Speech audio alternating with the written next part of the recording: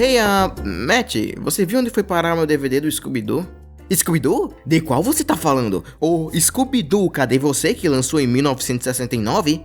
Ou você está falando do novo Scooby-Doo de 1976? Ou será que você está falando dos 13 Fantasmas do Scooby-Doo, que foi lançado em 1985? Matt, ou você tá falando do Scooby-Doo Criança, que foi lançado em 1988? Talvez você esteja falando do que há de novo Scooby-Doo, que lançou em 2001? Ou você está se referindo ao Scooby-Doo Mistério S.A. Ou aquele novo, que legal, Scooby-Doo? Eu nem sei mais. Bom, é melhor você se decidir logo, porque essa piada aí me custou muito dinheiro, mas como eu não tenho muito dinheiro, eu tive que pegar emprestado de uns caras meio do mal, e eles me seguiram até em casa. Lute, a gente quer o dinheiro. Acho que a gente ainda tem um tempinho. Reboot! Tá aí uma palavra que eu odeio. Porque pra que fazer um desenho novo com inúmeras ideias incríveis e originais que jovens ao redor do mundo têm, quando você pode pegar uma ideia já lançada no passado e fazer uma versão totalmente diferente com apenas o mesmo nome e fazer um monte de dinheiro em cima? Ou às vezes não. De fato, eu não tenho muitos problemas com o conceito de reboots em si. Alguns deles são feitos por pessoas com paixão pelo trabalho original e só queriam fazer algo novo para as novas gerações, mas com o mesmo espírito dos antigos. O problema é que a grande maioria não é assim, e não passa de ser algo feito por executivos que não querem tentar algo novo por medo de falhar, colocando as propriedades na mão de caras que não conhecem o produto original. Por isso, esses desenhos são um exemplo de quando os executivos realmente estão desesperados e não sabem mais o que fazer. Esse é o universo desesperado de reboots de desenhos animados.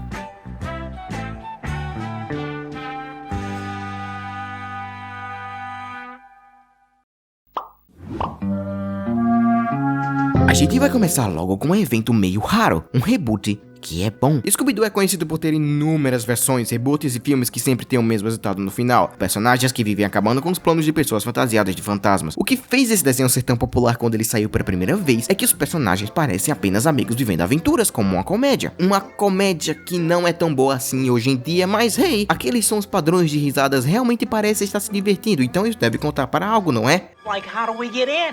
Easy. Shay goes through that window up there. Why me? Because that's a small window and you're the thinnest. Oh, boy. Engraçado pra cá. O desenho antigo, por mais que seja um clássico, não se segura perto dos desenhos de hoje em dia ou mesmo na época. Ele só fez sucesso porque o desenho era o mais simples e feito para as massas possível. Por isso, os filmes do desenho feito pelo James Gunn estavam querendo tirar sarro dos desenhos antigos, como se fosse uma comédia paródia. Onde eu quero chegar com isso é que esses personagens não podem fazer sucesso hoje em dia. Eles são muito simples e padrões. Então, por que fazer mais e mais desenhos desses personagens é algo que eu não entendo até hoje. Porém, com tantas tentativas, uma delas tinha que se destacar e fazer sucesso. Esse aqui tentou fazer algo que muitos reboots não tentaram, ou tentaram e não conseguiram. Fizeram os personagens interessantes. Eles têm personagens distintos, olha só. O desenho também fez com que os fantasmas que eles encontram fossem realmente interessantes e ou assustadores. E por causa da animação de melhor qualidade, esses momentos assustadores são realmente assustadores.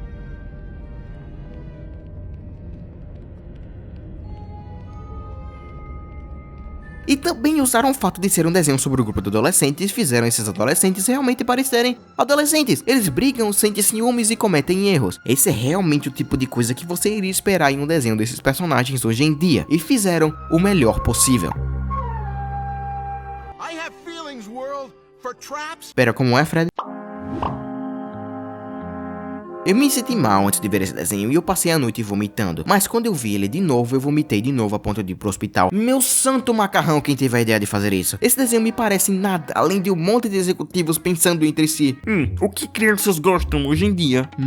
O pessoal gosta de Family Guy, eu acho. Meu filho falou dele há 9 anos atrás, e como nós temos 69 anos de idade, 9 anos parece nada. Então isso ainda deve estar relevante, não é? Ótimo! Então qual é a única coisa que nós temos direitos autorais ainda? Scooby-Doo? Pronto! Pede 26 episódios! É assim que eles falam na vida real. Essa é a versão mais desesperada que eu já vi desses personagens na tela. O desenho tem literalmente a mesma estrutura de desenhos antigos, com os personagens viajando de lugar pra lugar resolvendo mistérios. A coisa é que esse desenho claramente tenta ter aquele mesmo estilo de desenhos adultos, como Family Guy, ou American Dad, ou Brickleberry, ou Paradise PD, que em si já é uma cópia de Brickleberry, que é uma cópia de Family Guy. O meu ponto é, esse tipo de comédia foi feita e refeita, mas elas sempre precisam de algo horrível pra fazer piadas, ser violento e fazer referências. Mas como esse é um desenho infantil, não se pode ter esse tipo de coisa, então eles recorreram a fazer aquela coisa que todo mundo ama em desenhos infantis, piadas de bunda e comédia forçada. É um milagre que esse desenho saiu pra segunda temporada e que ele saiu pra começo de história. E agora a gente teve aquele filme novo, que também não foi muito bom. Eu estava esperando que ele ia ser realmente ótimo, mas acabou sendo um filme que tentou fazer muita coisa de uma vez só, e acabou sendo super complicado e forçando personagens pra ele abrir portas pra um montão de outros filmes. Eu realmente não sei pra onde esse desenho poderia ir. Eu não sei porque alguém gostaria que esse desenho fosse pra algum lugar, mas um desenho que tenta fazer uma versão bebê de Family Guy não é o lugar certo.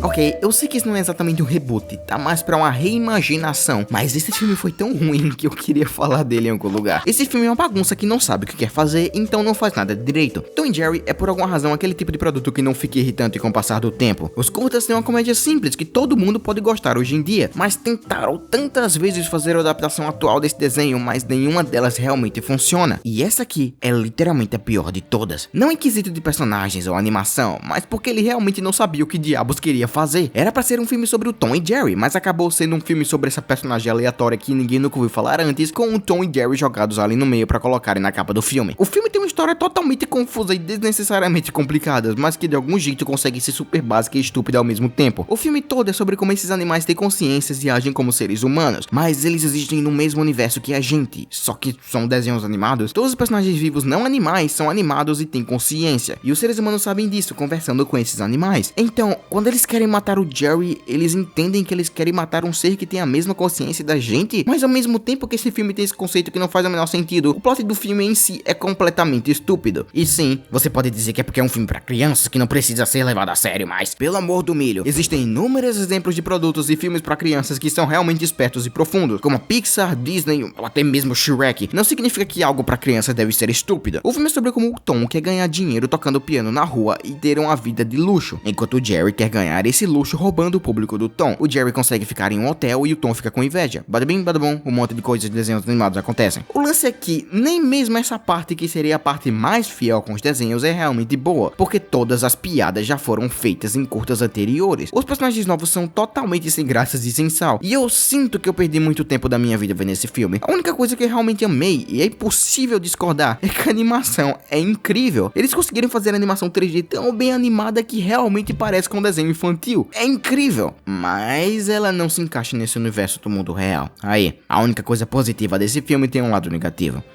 Se vocês querem uma experiência nova de Tom e Jerry que é realmente boa, eu recomendo ver o Tom e Jerry Show. É realmente divertido.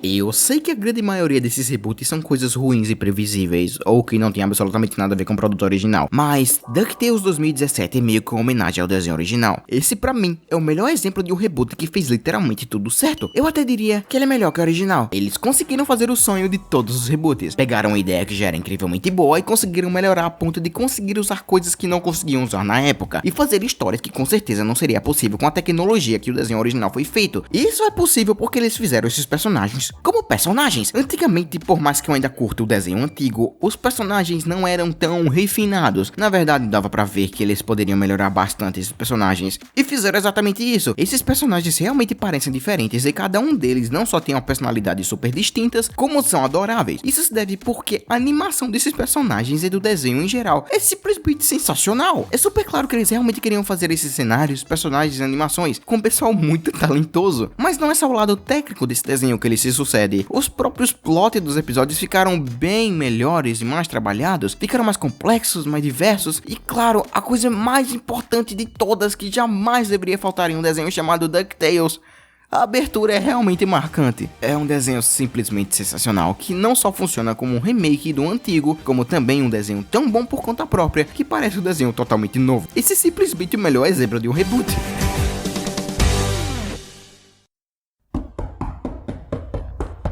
Yeah, a porta vai cair a qualquer momento. Então antes que eu morra, eu vou usar esses minutos que eu tenho de vida pra pedir pra vocês se inscreverem. Esse tipo de vídeo demora muito pra fazer e eu ficaria muito feliz se você transformasse esse botão vermelho em cinza. Obrigado.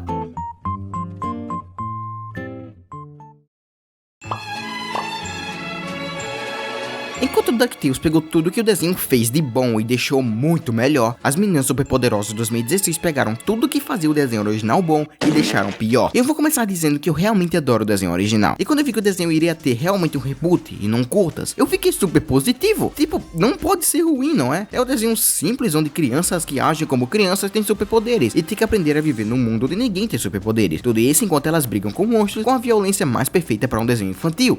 Então que tal a gente tirar tudo isso e fazer o desenho mais chato de todos os tempos? E sinceramente, é isso. O desenho é simplesmente uma versão pior e barata do desenho original. Se foram as piadas sutis e adultas, se foi a violência que fez esse desenho ser tão bom pra começo de história, e se foi a senhorita Belo porque ela era muito adulta, nada nesse desenho faz ele chegar perto do que era o desenho original. E meu santo macarrão, como a animação desse desenho é medíocre. Eu não quero falar mal dos animadores que trabalharam nesse desenho, porque eu sei que eles são pessoas que só fizeram o que conseguiram, mas vocês têm que admitir que essas cores, essas linhas super finas e esses cenários não é bom pra esse desenho, especialmente comparado com o desenho original, que as linhas são super grossas e o desenho é bem rígido e escuro. E levando em conta que o desenho novo tem literalmente o mesmo nome que o original, era pra ser bom pelo menos que nem o igual. Isso claramente foi feito porque o desenho original era super pesado. Tem episódios que eles falam palavrão, tem episódios que eles fazem uma quarta menina superpoderosa e as meninas superpoderosas originais deixam ela morrer sozinha na chuva. Tem episódios que a lindinha fica com raiva de todo mundo e destrói todos os vilões com violência super pesada. Então, pra não atingir o público e não ter polêmica, eles deixaram o desenho mais chato possível. É tipo, o desenho original era bom por esses motivos. Tirando essas coisas, o desenho não passa de 3 meninas sem graça fazendo coisa de meninas sem graça. Talvez o desenho original tenha sido feito apenas para o pessoal do seu tempo e não iria encaixar muito bem com o pessoal de hoje em dia.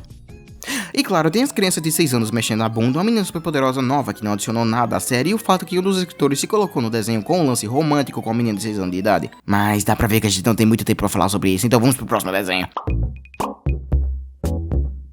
Ok, a gente viu como seria um desenho como Scooby-Doo fosse transformado em moderno e realista. Então, como a gente poderia pegar um desenho de personagens que passam o dia todo brigando de um jeito desenho animado e tentar fazer algo realmente moderno que não seja vergonha alheia?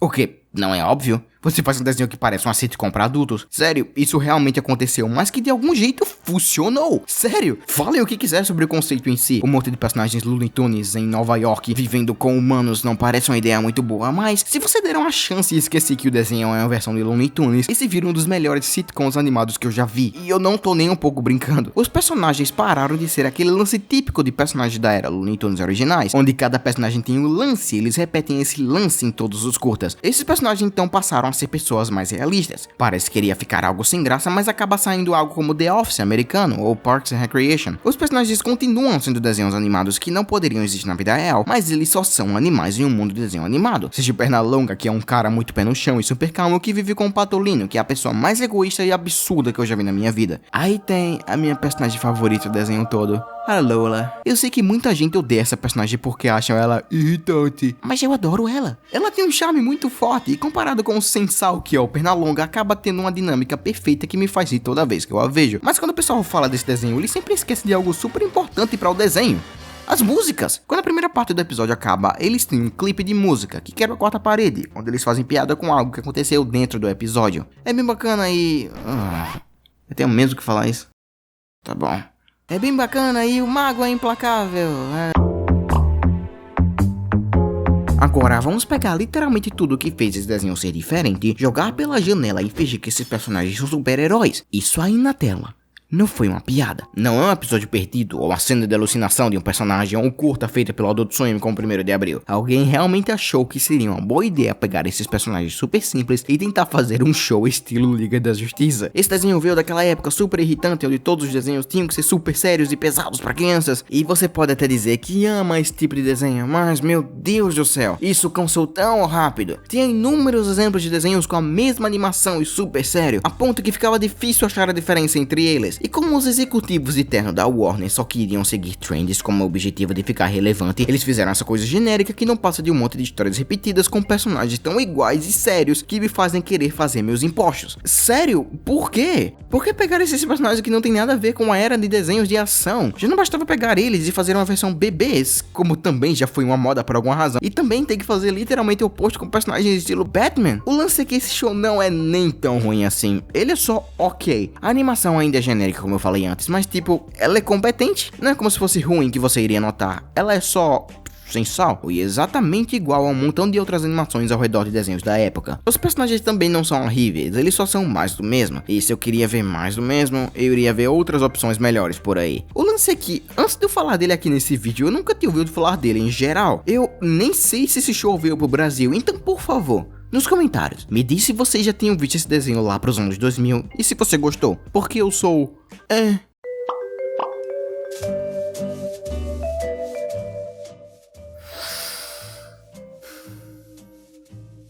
Esse shonen é até ruim quando o pessoal fala. Ele parece outra vítima da sua fanbase. Tipo, sabe quando o pessoal começava a odiar um jogo porque o pessoal que gosta dele sempre faz algo super vergonha alheia, como Minecraft ou Fortnite? Com o passar do tempo, o pessoal que gostava de certa coisa move para outras coisas e começa a achar a primeira coisa nostálgica. E o que uma vez foi um produto de vergonha alheia e que o pessoal vê é cringe, passa a ser um produto incrível que o pessoal passa a amar. Foi assim com Minecraft, foi assim com Five Nights at Freddy's e vai ser assim com Fortnite. Mas My Little Pony é diferente. O pessoal realmente odiava o desenho por causa da fanbase. E eu duvido que julgaram ou vão sequer ver o desenho e por isso não perceberam que o desenho realmente foi feito com carinho. E eu não estou me referindo como animação ou como os personagens são escritos, mas sim como detalhes e piadas que fazem esse desenho para crianças destacarem de qualquer outro desenho para crianças por aí. Exceto Bluey, esse desenho é muito fofinho para ser passado para qualquer outro. My Little Pony é um grande melhoramento do que foi os anteriores. Os antigos claramente foram feitos apenas para vender os bonecos e não tinham nenhuma personalidade. Só eram 6 personagens que eram exatamente iguais uns aos outros e não tinha nada que fizesse eles serem memoráveis. My Little Pony Friendship's Magic realmente quis se destacar, não só pela animação, que realmente tem um charme, é super fofinha e bem feita para um desenho feito no Flash. Olha como Johnny Test ficou. My Little Pony realmente merece crédito por conseguirem fazer do jeito que fizeram. Ainda tem referências que você jamais iria esperar em um desenho para recém-nascidos ou os episódios especiais. E sim, é um desenho para crianças, então todos os episódios com vilões acabam com: nossa, o vilão do filme, realmente percebi que o que eu fiz é errado, então agora eu sou uma pessoa boa. Mas não é como se vocês fossem esperar uma experiência de cinema em um desenho assim. O desenho não é perfeito, mas pelo que ele poderia ter sido, os produtores não merecem um hate, mas sim parabéns por terem feito um desenho sobre pôneis coloridos muito melhor do que poderia ser.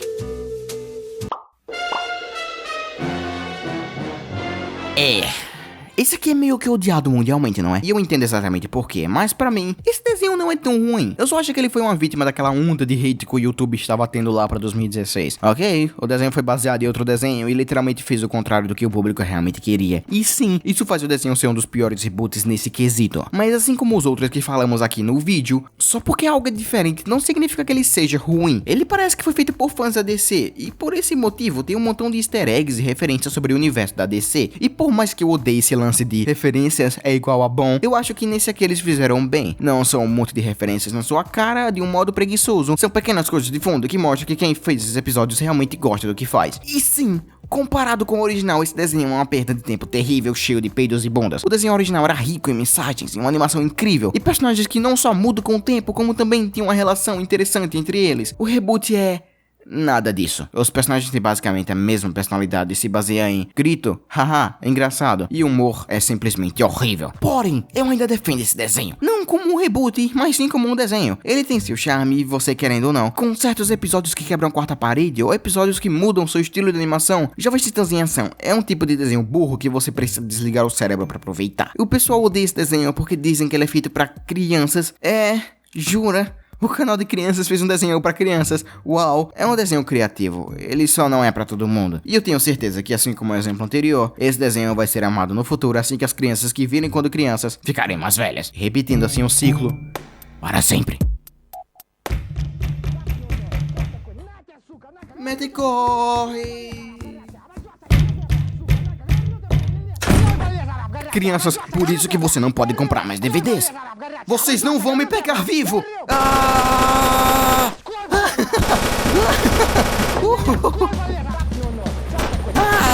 Morram, seus covardes! Isso é meme para o pôr do sol!